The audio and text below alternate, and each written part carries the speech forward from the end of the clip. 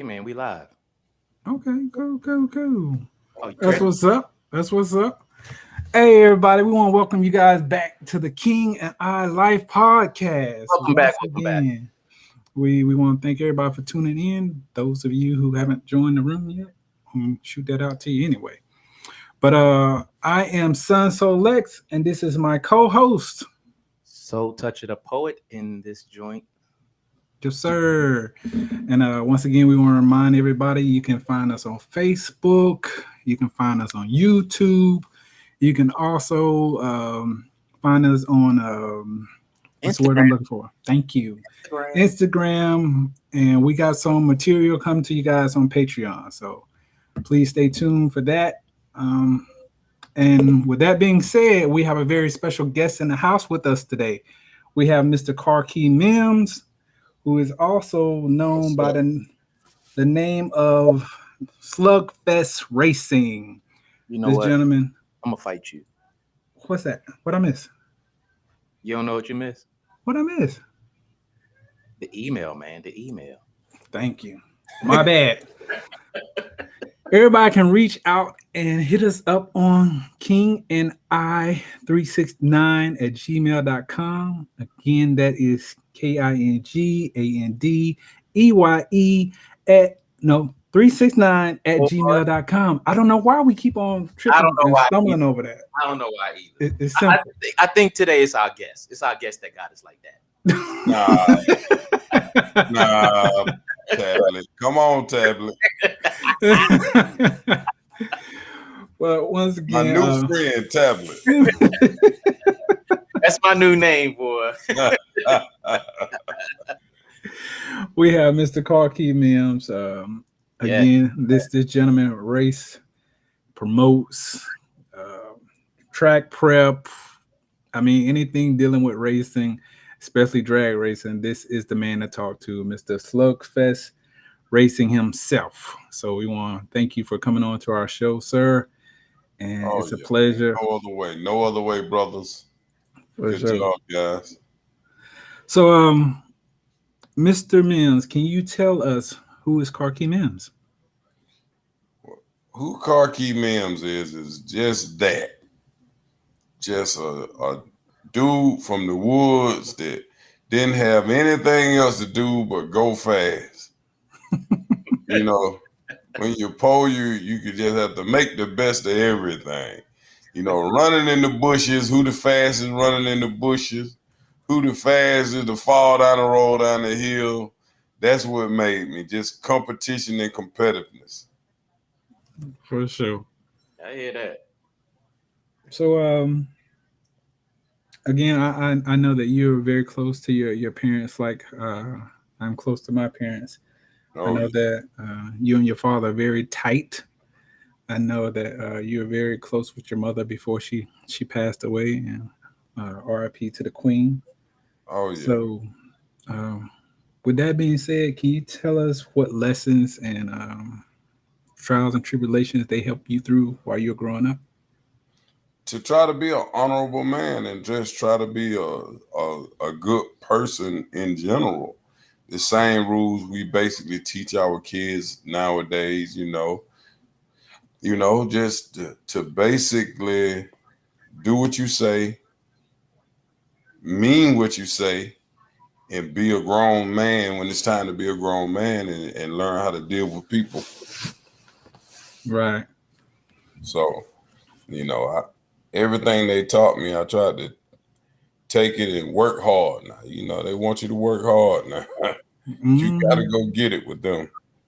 Exactly, especially growing up, coming from the type of environments we came from. Now, look, I'm from the country now, but we didn't have no mules, and I didn't fly no damn mule, and I ain't ride no horses. As far as I'm concerned, we didn't, we were country, but we were country to the second part. We weren't first part country. Right. Like we didn't have chickens and all that stuff. Cause like us as people, if it was a zoo, it wouldn't be nothing but pit bull puppies and chickens there. I don't run around the yard after no possums and coons, and people be talking about you country, yeah, but I ain't chasing no possum country. Oh, So goodness, man. I don't eat pig ears. Yeah, you know. So you ain't one of those rooted to the tutor racers. Thank you, brother. Oh man, that's funny. I might eat a shoulder or a leg, but that's it, buddy. I don't do the organ meat, none of that shit. You know, just second part country. Oh, all right. So, what was the influence that got you into racing? My father. When I was growing up back in the 80s, my father rented a racetrack, a local racetrack. He used to sublease it. And when he was subleasing the track, he'd take me, I would have to be there every Sunday. You know, they were running tracks on Sundays. I had to be there every Sunday. Every Sunday. I mean, even when it rained, you had to go out there and sit up in the towel and just watch it rain, but you're gonna be there. Oh wow. So he got me there and got me introduced to everybody. He was a big racer back then, so I was there with him, and hey, you know, it just kicked off from there, man, from being there every Sunday. Did I tell you, you had to sit, if it was raining, you sit there and watch it rain. You had to be there. Hey, you know that sounds like you sound like Dominic Toretto with that story right there, and it also sounds like the track was church for you. It was, man. You know, the preacher would go preach, then come to the track. Seriously, man. As a matter of fact, my brother's a preacher. Yeah, Wow. man. I just never picked up on it. Oh wow, that's funny. Yeah, man. I understand. But I'll give the audience a little bit of a story about how you and I met. We actually met in college, a college in Nashville, Tennessee.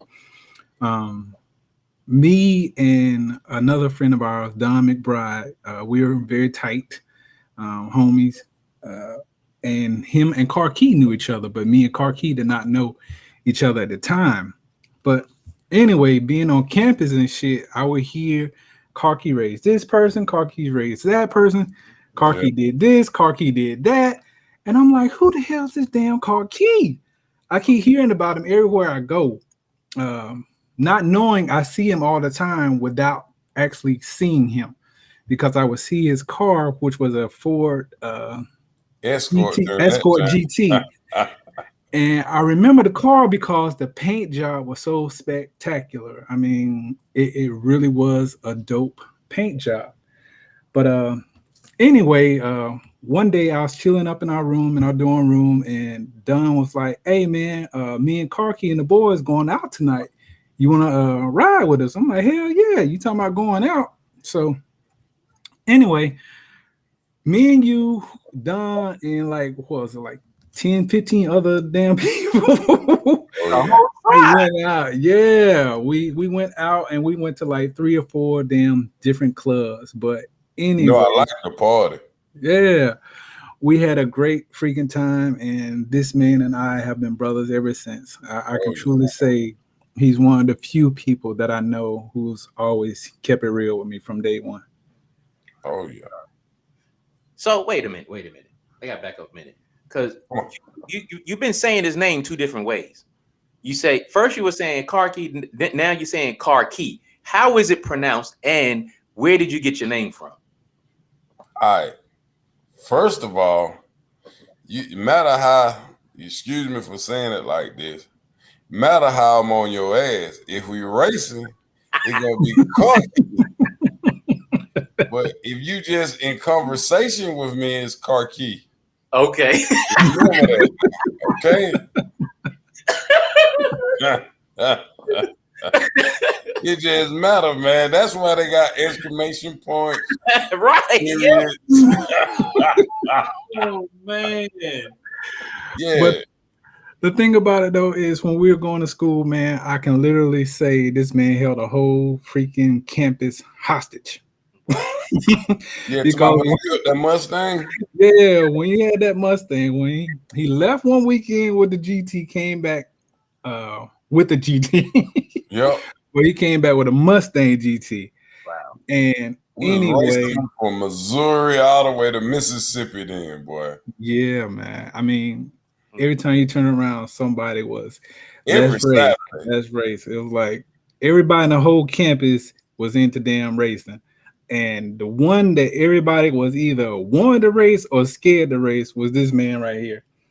Well, I remember they used to the guys used to build their cars in the school because we had shop. They used to build their cars and come in and want to race on Saturday, be up there cutting the food.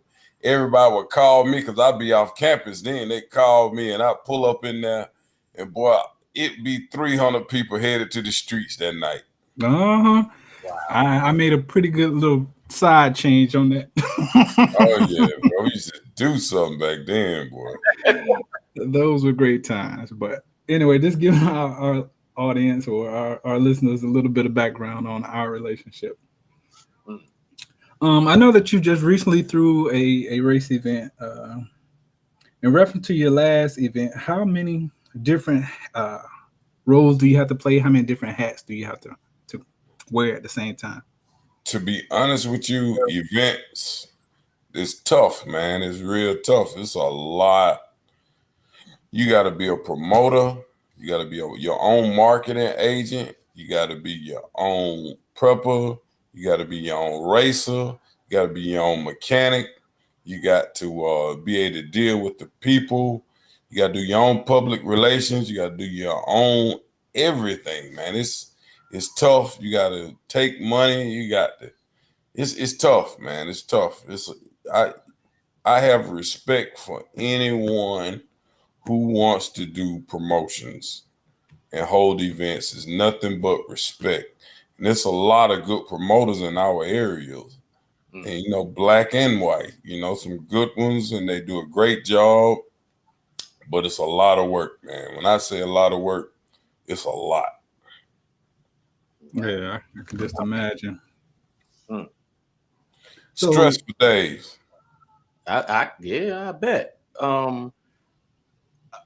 So what is your planning process when it comes to a race event? Like how far out do you start? How long does it actually take for you to put everything together? Well, you actually would start basically, let's say like 6 months out. You would start on it, trying to figure out what's going to be the ploy and how you're going to try to promote it and which angle you're going at it. But in all, we usually do something like 3 months out. A race needs to be at least 3 months out before, on promotions. Now, that's just not thought, but promotions. Wow. Yeah, because I follow a couple of racers on YouTube, like Mod to Fame, Demonology, Will Motivation, Stunneries, and people like that. And I know Mod to Fame, he throws a lot of events and he goes to a lot of events. So I know he be announcing them, and sometimes, maybe like a month or two go by and he running them, or he's doing pop-up races and stuff like that. So it's just interesting to like on your circuit how long that takes. Because I'm thinking, hey, let's call up the boys, let's go meet at the track and let's get it in. Yeah, that's pop-up stuff. And it works also, but it's tough with the pop-up stuff now, man, because everybody's waiting for that event now. And the game is not the way that it used to be anymore, because, it's so much click stuff now. You can't go to his race because I got a race coming up next week. It used to be where you had 1 or 2 promoters in your area. Now it's everybody who could draw 2 or 3 people. First thing they want to do is promote now. and now it's drug this thing out. It's like back in the day when somebody was selling drugs. The dope head starts selling drugs. The dope man got competition. He buying the drug and he doggone smoking it and selling it. So how do you compete? You know? Yeah, I can see how that would be challenging for sure. That's kind of like saying there's enough food on the table, but everybody can't eat at the same time. Yeah. But you know, and that's why I stepped back for about a year because I got a daughter, man. You know, I got a 14-year-old kid now. She ain't got no 4 more years home. I'm gonna spend a little time with her because I was so induced into racing. I had to come out, you know, because you got kids, man. You got to raise them kids, and I, you know, even though I love racing, you got to step away sometimes, you know. Then everybody tell me, say, "Hey, you ought to love it." Mm.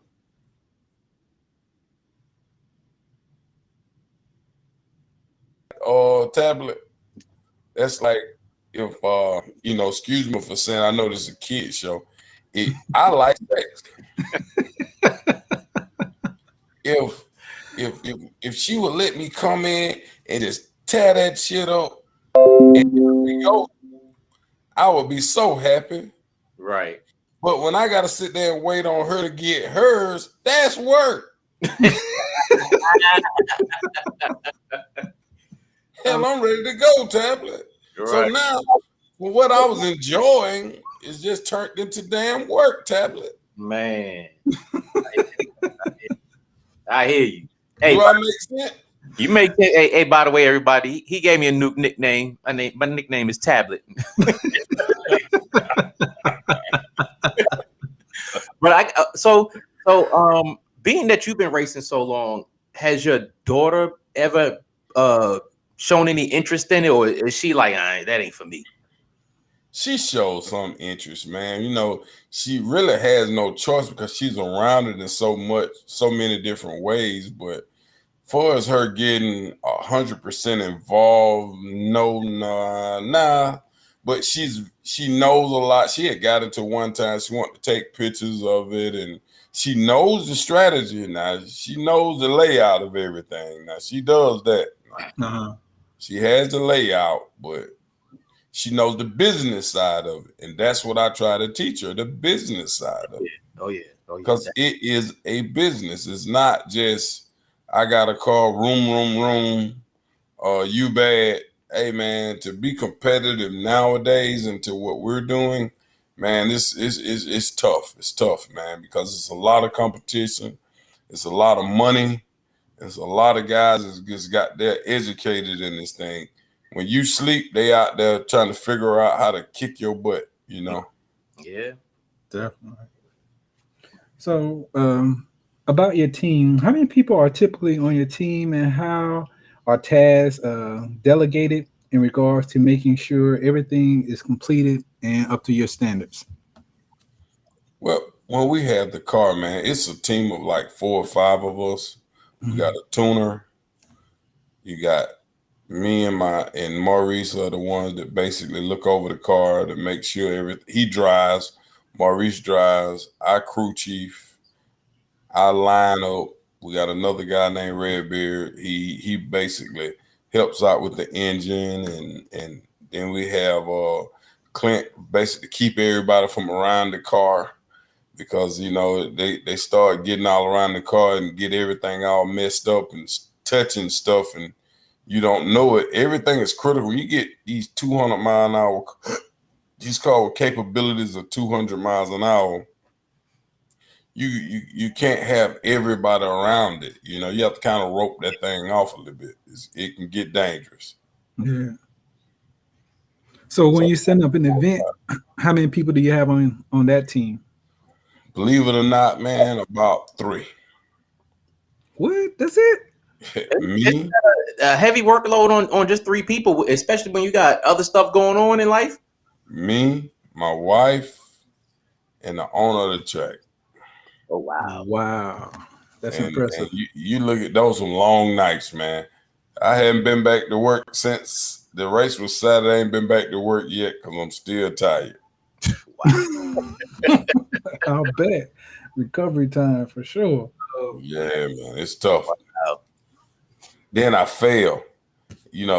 then you couldn't hurt because I had too much to do. I had my cigar in my mouth, fell flat, tripped over, boom, because I had my cell phone was going off, my walkie-talkie was going off, and I had 200 people trying to talk to me at the same time. I turned around, fell flat down, man. I'm talking about the end of my cigar looked like a rosebud. Oh, yeah, man. that was crazy. Dang it. That's pretty amazing though. Just the three of y'all handle things like that. Yeah, it gets tough. That's crazy. Yeah, I think I would get frustrated if it was just 3 people and I had, other stuff to do. I would probably take a week off from my job, like leading up to it, or at least getting it started, getting the ball rolling. I took 3 weeks off. Oh, wow. And we have a couple of people come in. Like now I got an announcer. He comes in. Dude named Quick. He does announcing for me. Then I got some guys that come in and do the video and stuff like that. Now we get a little help with that before it's the actual event. Just 3 of us, Yeah. Okay. Okay, cool. It's tough, but we do it. So what are some of the biggest hurdles you've encountered organized events, at different tracks? Dates is the biggest thing right now. Not trying to be on top of someone within 30 miles of you or within 200-mile radius. And, this promotion thing, we all got our own things, but it's still a family. Might not be a close-knit family, but it's a family. You don't want to, like I got friends that race and they're promoters also, and you don't want to put your date right on top of theirs or something like that. So you have to try to, make sure you get that thing put out for enough where it doesn't bother, your friends and stuff. And that gets real tough right there. That's the biggest part of all of it. Trying to be polite, Right. And and a lot of them want to support me, and I want to support them, but it gets tough, man, on that. But overall, it's okay, but it's a lot. It's a lot. Just those dates. That's the biggest thing, and you'll never stop it. So, how do you even get around that? Being that everybody's trying to throw a race and stuff like that. To be honest, like I said, a lot of the promoters we talk, we're friends. So basically, we'll talk with each other. A lot of people have what you call dates that they have every year around the same time. Right. So basically, you got grandfather dates in. Like Mike Hill, we all know that he's going to do something the last of November. The 1st of November, he's always having this date. So we all try to stay off of that date. But now it's hard. The tracks have to stay alive. So you can't just say, I got to shut mine down. You got to be respectful, but you also got to be mindful of a lot of things we call it stepping on each other's toes. Right. So I try not to step on anyone's toes. I really do. But sometimes like I had a race last week and it was a points race. And when it's a points race, you have to get on a schedule. So once I get on that schedule, there's nothing else I can do. Right. I got to take that date because it's a scheduled points deal. So, it caused problems. Just part of it, man. So do y'all ever get together and run like a circuit of races for a champion similar to NASCAR, something like that? Not really. Okay. Because it's too many. It's so many promoters out there. You can't do it. And the way that this promotion thing works, all the promoters, a lot of them, I won't say all of them, they sit around, actually the person that dislikes you the most, they'll be the first ones to your race to watch you fail. I was about to Wow. Okay. are they there to race you or what? Nah, they'll come there to get in the bleachers so they can sit up and watch everything. Take all the pictures and all the footage that they can get so they can watch you fail. So they pretty much pull like the Patriots did when they was watching the Jets and all they plays and stuff. There you go. We get the same videos, like your last race, they get your video and watch who were there, how were you running it so they can go talk about it and stuff. It's tough. It's a deal, man. It's it's not easy, man. I just put it to you that way. It's not easy at all. Wow. I mean, in situations like that, though, I would say they're hating, but they also want to see what it is that you're doing great so they can mimic that. You know what? That's one thing I never say. You'll never really hear me say hating, simply because you don't know what you hate until you understand. And a lot of people don't even you got a lot of people say, oh man, he ain't shit. Or he think he this and he think he that. But until they get to know you, then be like, damn, man, I got the whole looking at you and what we thought, you're a completely different person to that. So you can't really say hating, you just say misunderstood. Right. Because hating is a terrible word when you're dealing with your own people. Exactly. Mm-hmm. Because that's jealousy. And no one has no business being jealous of the next man. I still stand up when I pee. I still doggone sit down when you sit down. I still have to sleep. I still eat. I still love my family. They're doing the same thing. We just do it a little different sometimes. Yeah, that's true. That is sure. so true. Man. So we know that track prep is a major part of throwing these events.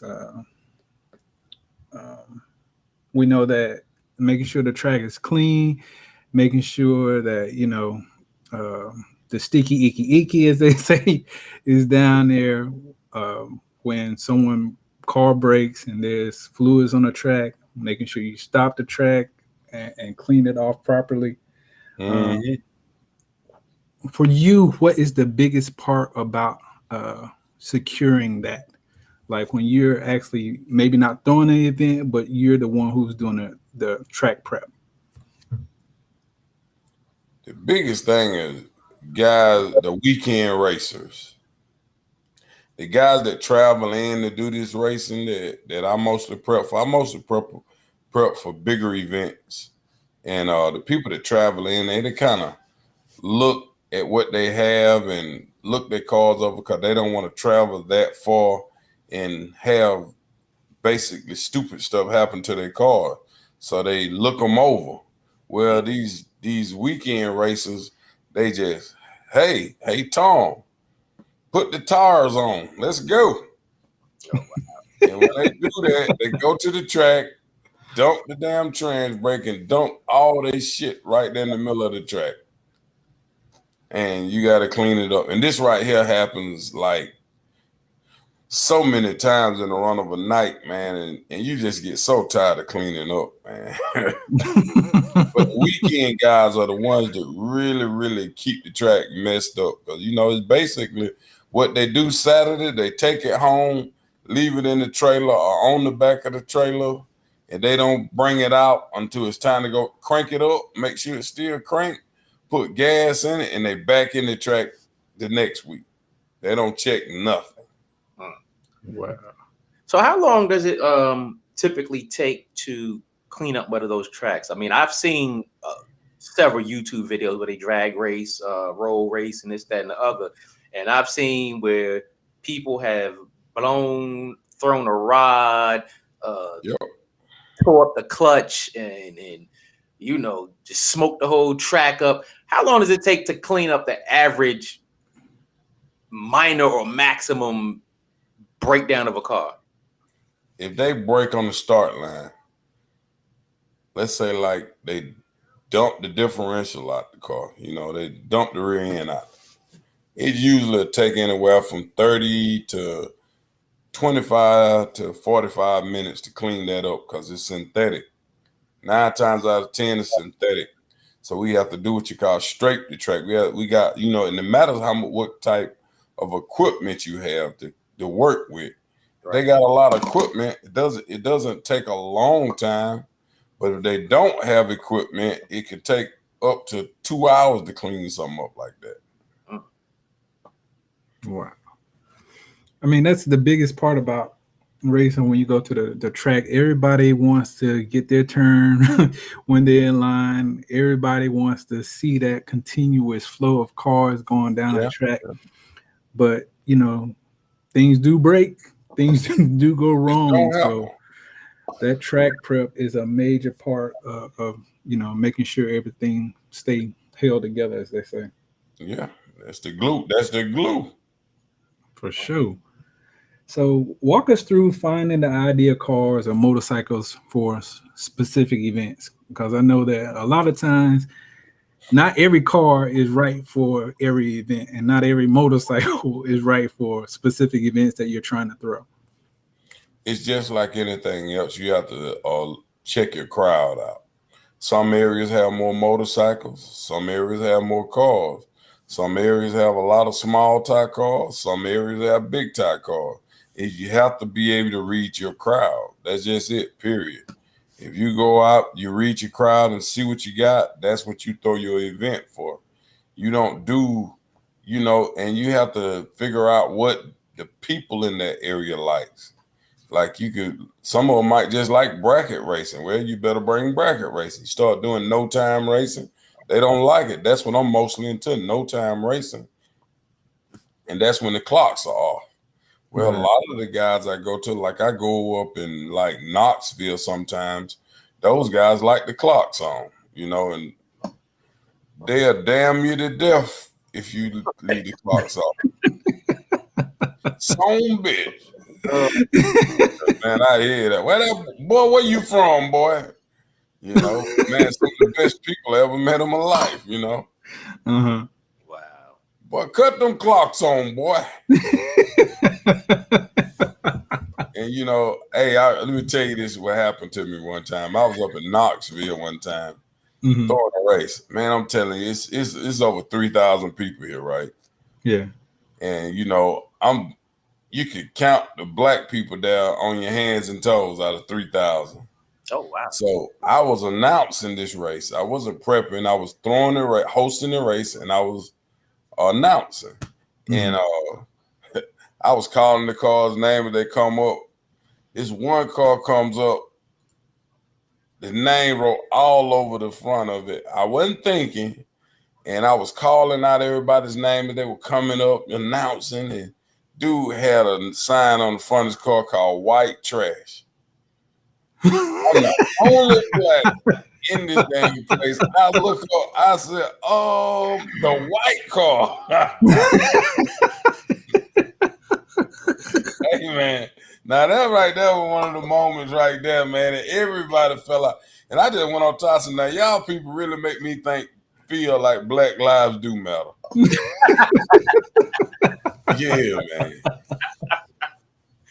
Oh, man. Oh, that's too funny. So, talking about the ideal car or motorcycle for specific events, how many times have you seen a Davy and Goliath race because they just thought Davy was just going to stomp on Goliath and they just got every time? You know, they say it's known fact now, the fastest car don't always win. That's right. The Davy and Goliath that you're speaking on. Oh, man. Yeah, it's tough, man. You be watching the guys bet, man. It'd be thousands and thousands of dollars on the start line on the bets. You know, everybody know that that Goliath is finna stomp and piss all over David, but find out David just whooped Goliath, then everybody upset. It's something else, man. You have to have security. Oh, man, that's crazy. That is crazy. That's funny you would even mention that. Our next question is, we know that race car drivers bet big money on their races, and side bets are a big part of races also. How do you, as a promoter, keep things fair and prevent things from getting out of hand when it comes down to big money bets? You know, the promoter has a lot to do with the tight crowd he has. You know, not trying to be funny.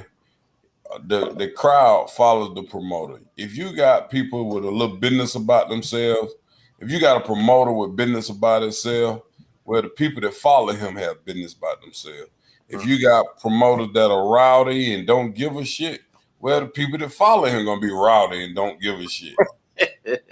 So if it's going to be a big bet, a lot of them might come to me and say, "Hey, I want you to hold this money."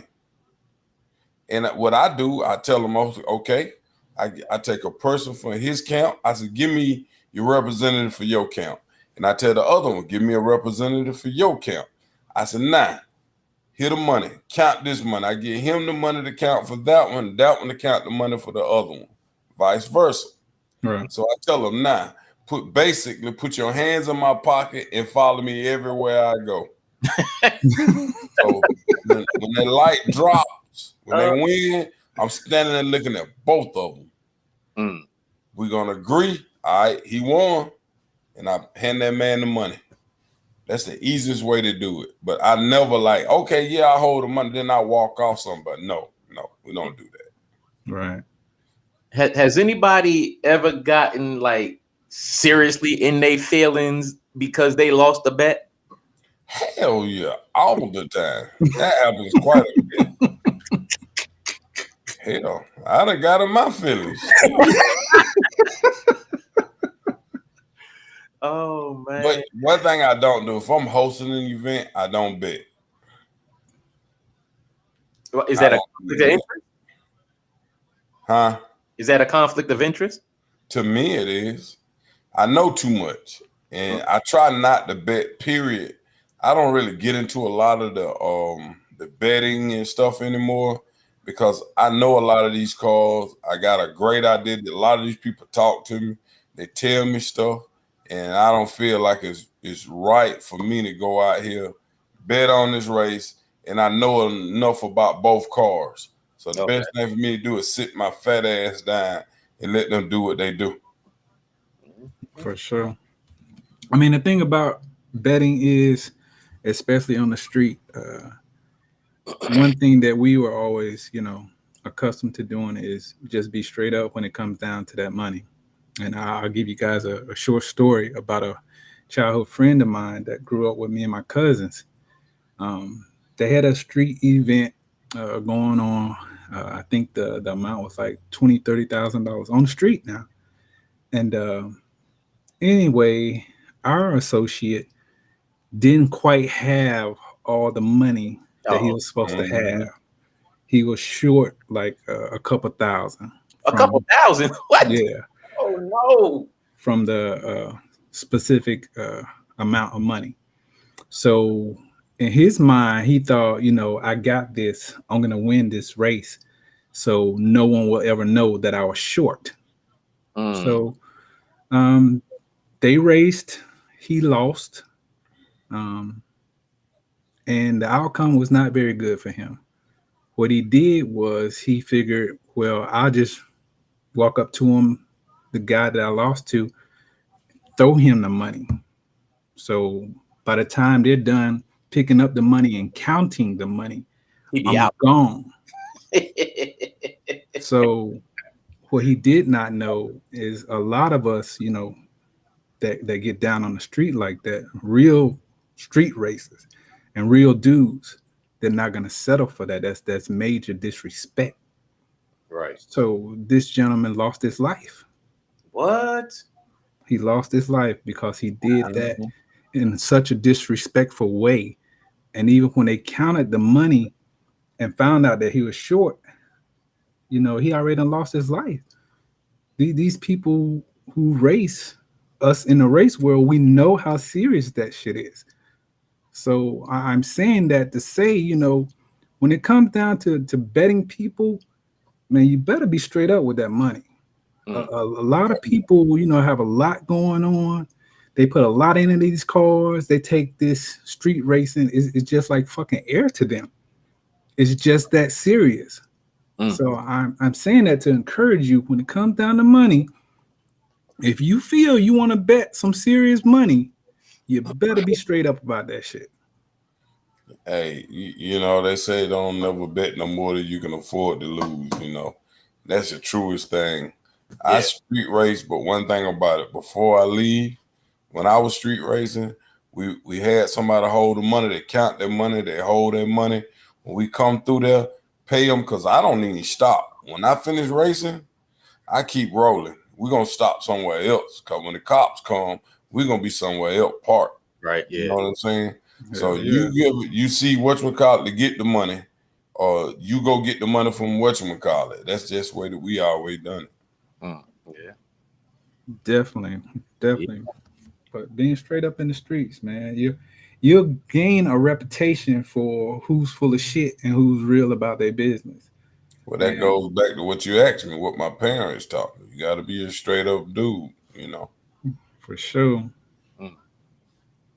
So, you mentioned something about the big wheel cars. So, big rim drag racing, something that I know I thought I would never ever in my entire life see, because even up here we see the Crown Vics, the box Caprices with the 30-inch rims and all of that. Yeah. And you know, the loud pipes and all that. So when you see that, when you first saw that, what did you think, and where do you see this new wave of racing going? When I first saw it, I was like, you guys said, I just be damn. They called me, they said, hey, Carkey, we want you to come prep the track for an event. And I was like, event? What kind of event? Big rim racing. I said, man, you shitting me. I'm not coming down there messing with no big heavy ass car. They said, you'll be surprised. Just come on and do it. I get there, man. I got a lot of respect for those guys. It takes a lot of ingenuity, and you got to know your shit to be able to. Those cars are fast. Like Dunk Master, Big Low, Easy Money, Cut the Check. Those are some of your major names in this stuff. And those guys, man, I got my hats off to them, man. I never would have thought those guys, Blue Magic, all those guys, those are fast cars, man. You got to see those cars in action. It's like, you know, they fast, man. They just real fast. They're very entertaining. Very. I've seen them on YouTube, racing on YouTube. You know, sometimes when I'm driving down the street and I see them coming up the street, and my first thing is, man, that space between the fender and that wheel is just non-existent. But them jokers, they hit that pedal and that joker, the back dip down a little bit and they out. Oh yeah, they fast now. Some of them fast, man. You got to think some of those cars got 2,000-3,000 horsepower. Gosh, crazy horsepower. On rubber band tires. Are those overall safer than a car that has its center of gravity pretty normal? The answer to your question is hell no. Because I know I'd be scared. I'd be scared to do it. They don't have any cages in those cars.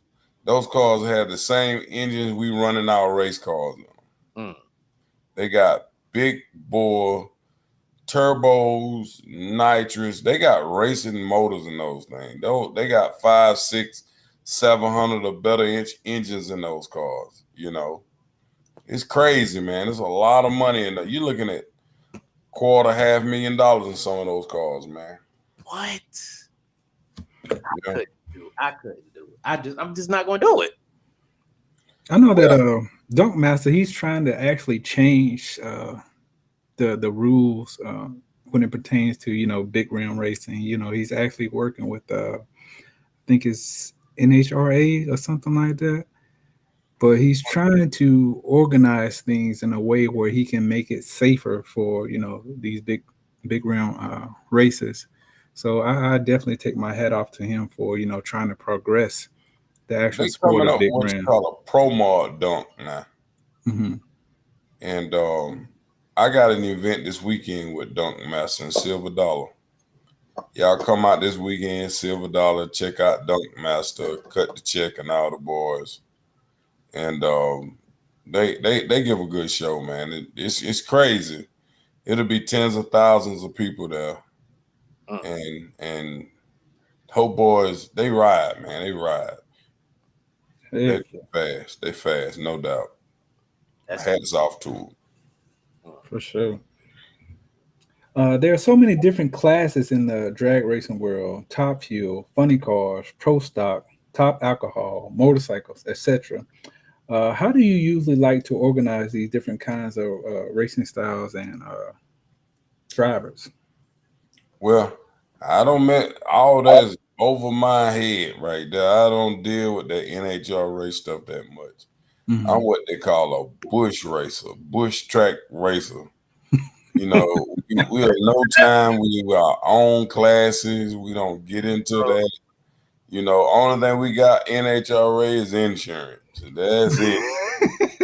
That shit is way past our pay grade. That's major sponsorship you just spoke on. For Major. sure. We get a little sponsorship from mom and pop grocery store, knife shop, pawn shops, etc., etc. NHRA getting whole distribution centers. You know, not being funny, but that's how they roll, man. Right. Get that one day. I see it coming? Yes, I think we're gonna. Are we entertaining? Hell yeah, we're entertaining. You damn right. You ask me, we're the best of it entertaining. Because with grudge racing and no time racing like I'm into, these guys give a show. These guys, when they in the car, they give a show.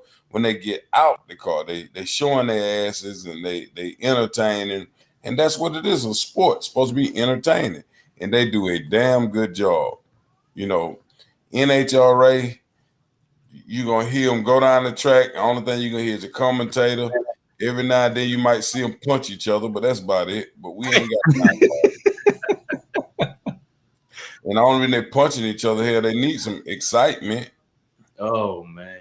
For sure. So you talked about small sponsors, mom and pops. Why do you think that sponsorship in your league of racing, I'll say, is so small, especially when there are, kind of like small chains down where you are that, especially in a small town where you could probably get a somewhat bigger sponsorship? Well, I'm going to tell you the same thing. I had a conversation 2 weeks ago. I do what we call no time racing. Mhm. But no time racing is we cut the clocks off. The clocks aren't on when we race. You don't know how fast we're going. We just the first one to the stripe, cut the wind light on. You understand? Right. Right. NHRA, when they go through that show, they went 310, 370s, whatever. It shows their times. Mm-hmm. Well, sponsors like to see what they product do. Okay. What we do is like I told a guy last week, with no time guys getting sponsorship, it's like having a condom commercial with in the dark. The whole commercial in the dark. Then they say, yes, try Magnum. And you ain't seen no condom. You ain't seen what the person looked like. You ain't seen no bed. Only thing you heard was and you seen nothing. So how the hell did you know to go buy Magnum? You understand what I'm saying? Right. I got you. So that's the same thing with what we do. We having come to commercial in the dark when we race no time. Sorry about that tablet. So it's so it's like, yeah, but like in a small area, don't they generally see the cars riding around town sometimes, or certain people might go to a race just out of curiosity or hearsay or something like that? They don't do that. Well, that's once again your small sponsorship. Mm. That's what you understand what I'm saying now. Yeah, That's where small sponsorship come from. We need, man, these cars we got. You looking at engines go from anywhere from 50 to 100,000 that we got. Jeez. Just the engines. That's not engine management. That's not tires. That's not chassis. That's not hiring tuners and your crew and gas. You think about it, every time we make a pass, it costs you $100-something right there just for a gas. 5 gallons of gas will run you anywhere from $110 to $123. Wow. So it's expensive what we do. It is. Definitely. We see and we know that racing has been a part of American history. You know, it's kind of like mom's apple pie.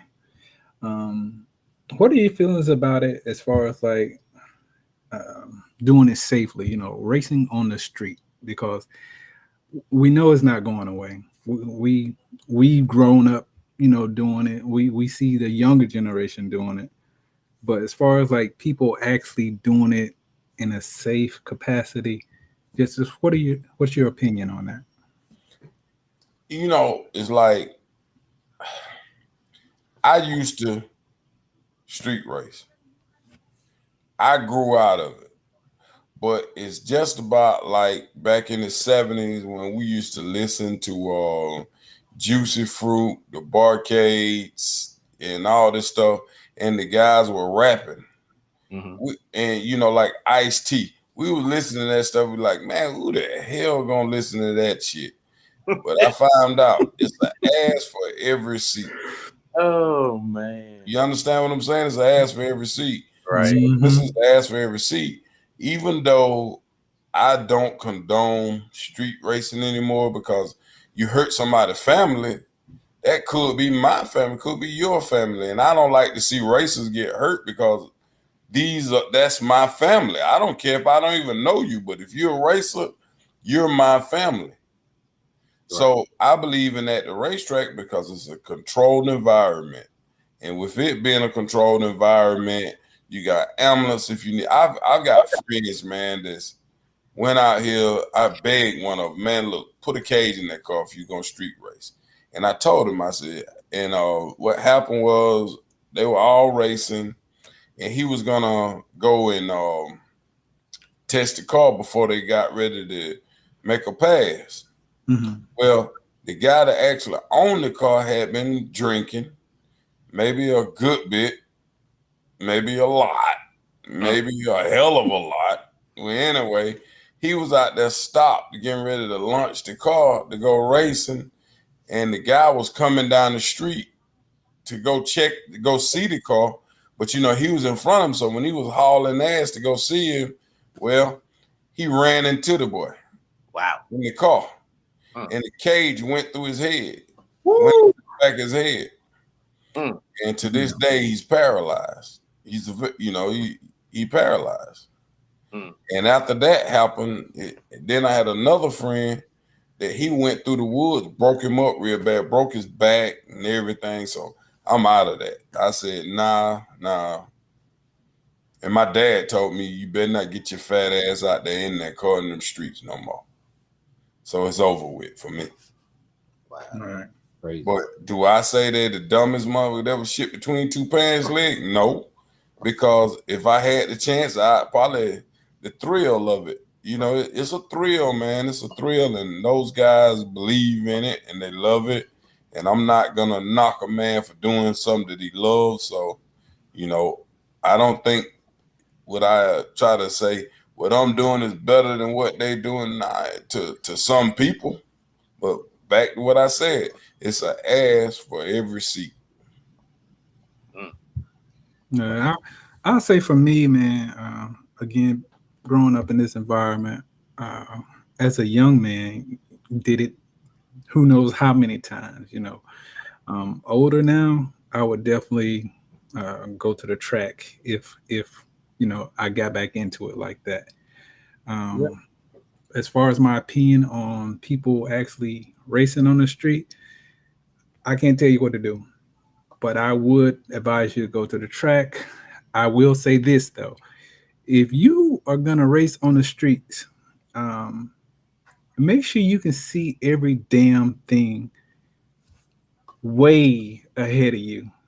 Um, I know when we did it, we usually would have someone on the far end, someone on the near end, and we kept radios in the cars. So the rule was if we racing and there's a car coming, who's ever in the correct lane, you stay on the gas. Whoever's in the opposite lane, you hit the brakes and you fall in behind the person who's in the correct lane. And that's how we did things back in the day. Um, am I giving you advice on how to do that? Take it for what you want to. I'm just simply saying what we used to do. But again, these this day and age, I would definitely recommend taking it to the track, man. It's just so much easier, and you ain't got to worry about no damn cops. You ain't got to worry about your shit getting impounded. You know, there's just so many different things that can go wrong when you're racing on the street. Well, one thing about it, the respect of the game is over with.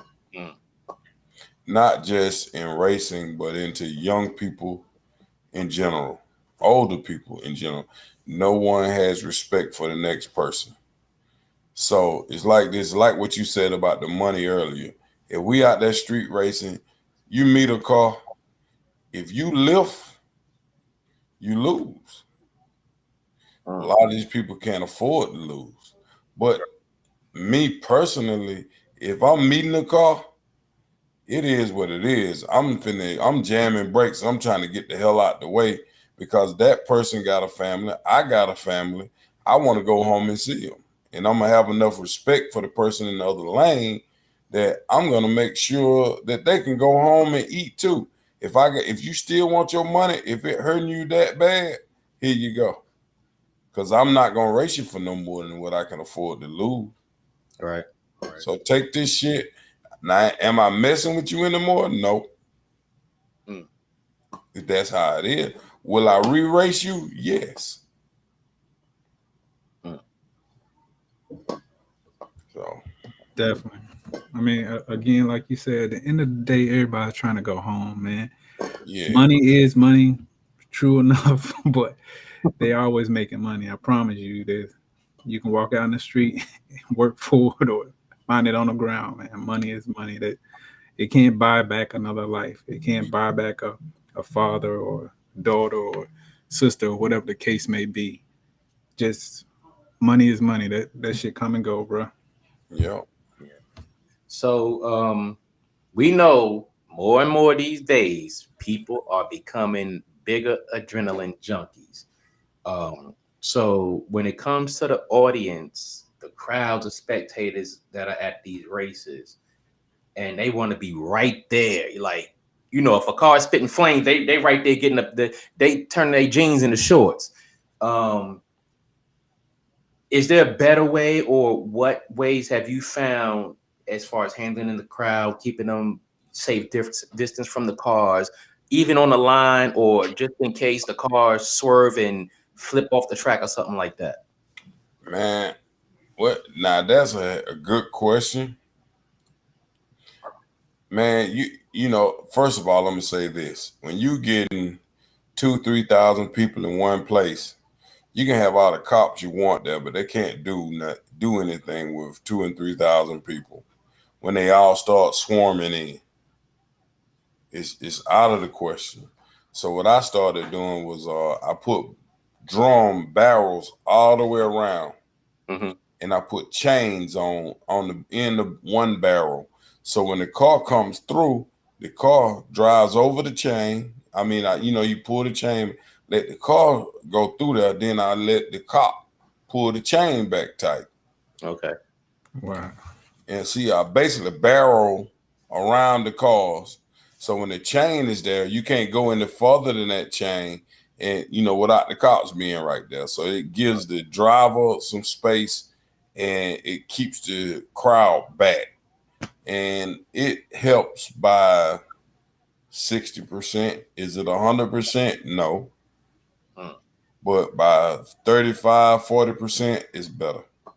A lot better. And you feel a lot safer about this. So, it's the best we can do. All right. I mean, the thing about it is, again, people are so excited. They want to be close to the cars and, smell the rubber and the nitrous and, everything that comes along with that. But they're not taking into consideration that any time this drive could lose control of the car, something could fly off the car, things break all the time and fly out the side of a fender or out from underneath the car. And it's just one of those things that, again, people are so excited. They want to be close to the action, but you got to stop and think about your own personal safety, man. Yeah, but it's one thing about it. Like the guys that race and know cars, they will be there, but they won't be directly up under it. But the guys that you see that just standing all in front of the cars, all behind the cars 100%, those the guys that don't know the difference between a spark plug and an injector. They just ride with the crew.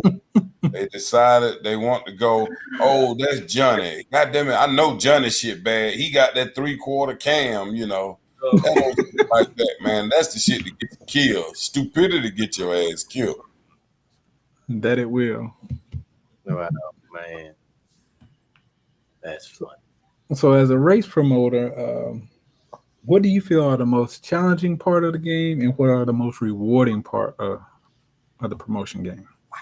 The most rewarding thing is at the end of the night, no one wrecked their shit. Everybody, you see the crowd, everybody having a good time. Everybody want to know when the next event. When that's what makes a promoter proud. When you sit up there and look across there, you see all these people, everybody laughing, talking, jumping, excited by what they see, and everybody having a good time, and they ask you, hey, when the next one? When the next one? We ain't even through this one, man. When the next one? That's when you've done your job. Oh, man. But the most challenging part is getting those people in there and entertaining those people, keeping those people safe, keeping those drivers safe, keeping that event eventful, and keeping people's interest going. You got an 8-minute window. In 8 minutes, if you ain't got nothing going, everybody's mind is all over the damn place. So you got, it's very interesting, but it's stressful. Right. So I got a question, because you said keeping people entertained and all of that. What other than some of the racers being animated or entertaining and stuff like that, what other types of entertainment do you have at the tracks, if any? Like, are there tailgating? Is there Yes. Local rappers or artists out there performing and stuff like that? Sometimes. Yeah, we try to keep music playing. These people, everybody out there grilling, everybody partying, they drinking, they socializing, they listening to this music, they looking at the women looking at the men, they looking at the fast cars, they taking pictures, they hugging, they getting shit together. It's very entertaining, man. Sex sells. All right. I got a head gasket over here that needs some help. There you go. And it's blowing water out the tailpipe. Oh man.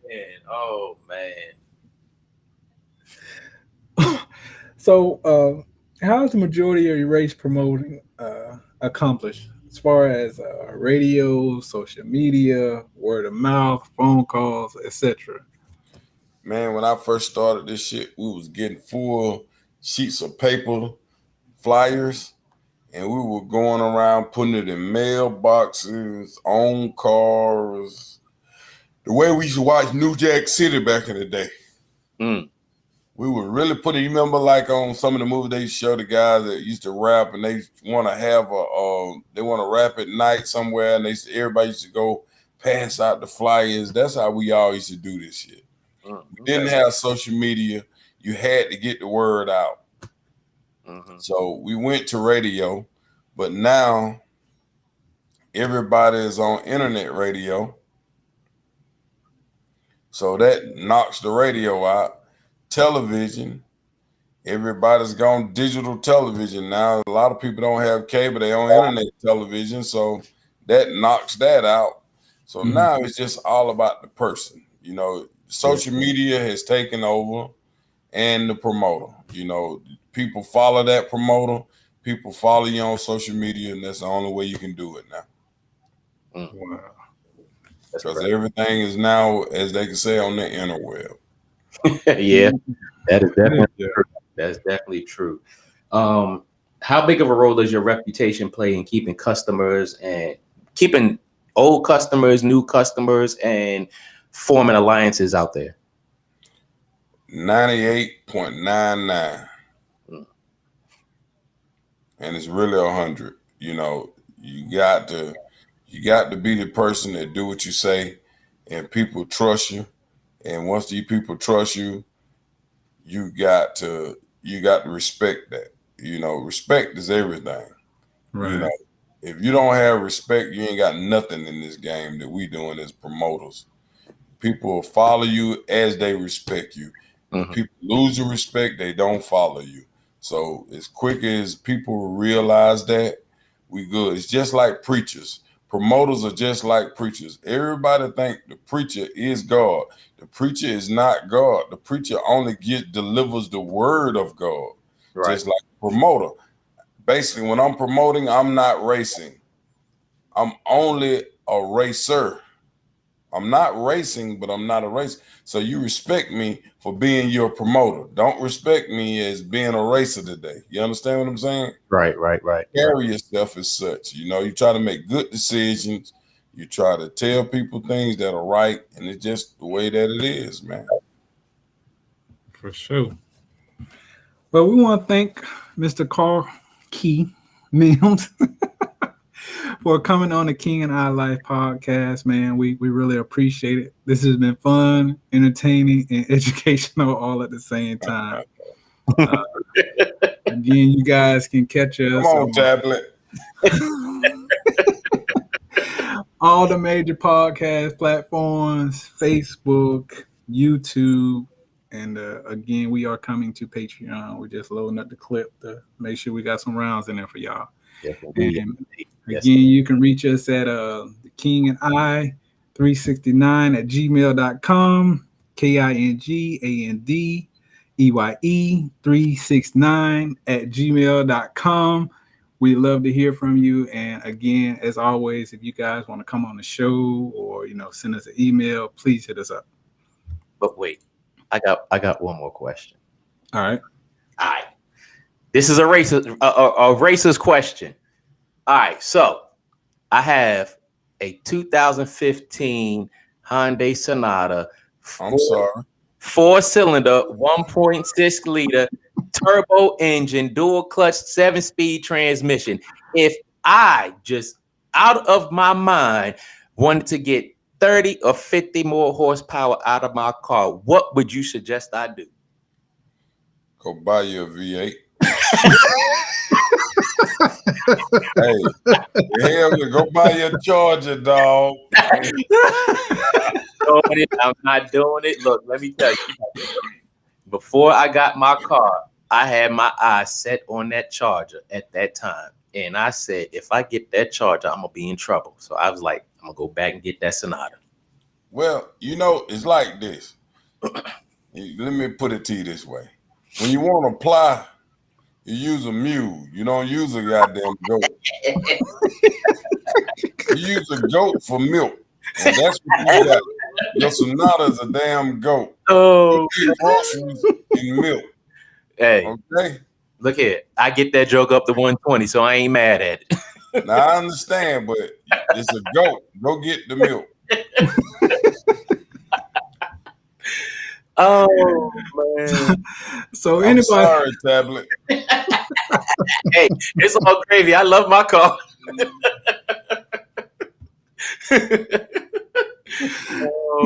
But For anybody that want to reach Carkey and Slugfest Racing, please tell them, sir, how can they reach you? And again, please give out your number that they can contact you on. Well, it's easiest to get me from on Facebook at Carkey Mims or IG at Carkey Mims. It's easy to get me there, or on my email, slugfestracing@gmail. You can always get me there, because I check that all the time. But my phone, it rings so much, I look at that shit, and I ain't gonna even tell you I'm gonna call you back. I'm gonna tell you a lie, and I'm gonna call you right back. Best thing to do, send that message, let me read it, and I see, because you got a lot of people call you just to say, hey, and shit. You know how, when people say, how you doing? Well, I be lying when I say, how you doing sometimes. Oh, man. Ain't nothing like a little lie. So again, y'all can reach Carkey at slugfestracing@gmail.com. Again, that's slugfestracing@gmail.com.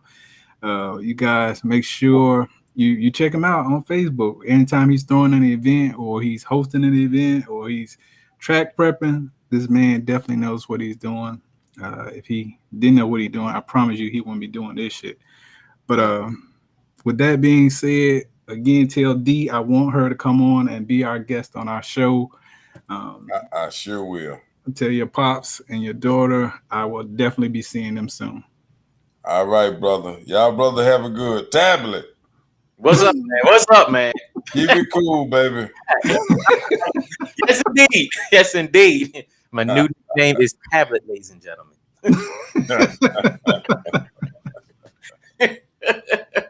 All right, y'all. All right. For sure. Peace, everybody. Peace out.